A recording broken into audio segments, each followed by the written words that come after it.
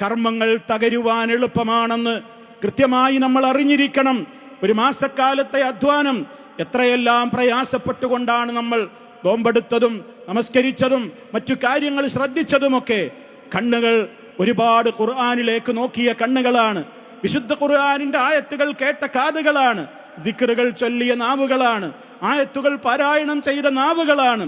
ഇനി ഇതേ കണ്ണുകൊണ്ട് തന്നെ മാലിന്യങ്ങളിലേക്ക് നോക്കരുത് പ്രിയമുള്ളവരെ. ഇതേ കാതുകൊണ്ടിനി മാലിന്യങ്ങൾ കേൾക്കരുത് പ്രിയമുള്ളവരെ. ഇതേ നാവ് കൊണ്ടിനി അള്ളാഹുവിന് ഇഷ്ടപ്പെടാത്തത് പറയരുത്.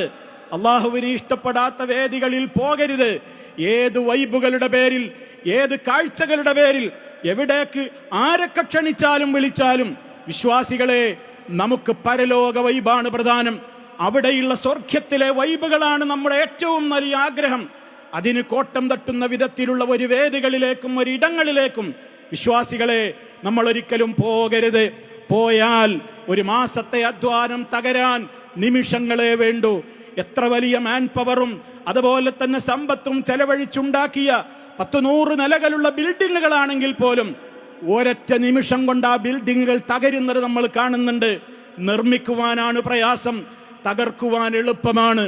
അതുകൊണ്ട് തഖ്വക്ക് വേണ്ടിയുള്ള അധ്വാനങ്ങൾ ഒരുപാട് അധ്വാനിച്ചവരാണ് നമ്മളെങ്കിൽ, അതിൽ ആത്മാർത്ഥത പുലർത്തുന്നവരാണ് നമ്മളെങ്കിൽ, ഇനി അങ്ങോട്ടുള്ള ജീവിതത്തിൽ നമ്മുടെ ഹറാമായ ഒരു പ്രവർത്തനം കൊണ്ടും ആ തഖ്വയെ നമ്മൾ, ആ സൗധത്തെ, ആ മണിമാളികയെ നമ്മൾ ഒരിക്കലും തകർക്കരുത് പ്രിയമുള്ളവരെ. ആ ഒരു ബോധം നമ്മുടെ മനസ്സിലുണ്ടാകണമെന്നാണ് ഓർമ്മപ്പെടുത്തുവാനുള്ളത്. റഹ്മാനായ റബ്ബ് നമ്മളോടത് പ്രത്യേകം പറഞ്ഞതാണ്. യാ അയ്യുഹല്ലദീന ആമനൂ, സത്യവിശ്വാസികളെ, അത്തിയുല്ലാഹ്, നിങ്ങൾ അല്ലാഹുവിനെ അനുസരിച്ച് ജീവിക്കണേ. വഅത്തിയുർ റസൂല, റസൂലിനെയും അനുസരിച്ച് ജീവിക്കണം.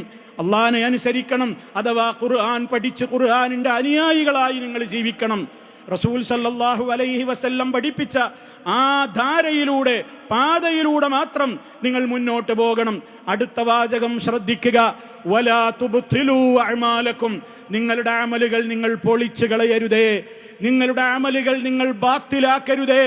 സൽക്കർമ്മങ്ങൾ പൊളിഞ്ഞു പോകുവാനുള്ള ഒരുപാട് കാര്യങ്ങൾ, അതിന് നിമിത്തമാകുന്ന ഒട്ടേറെ കാര്യങ്ങൾ ഗൗരവത്തോടെ ഇസ്ലാം മുന്നറിയിപ്പ് നൽകിയിട്ടുണ്ട്.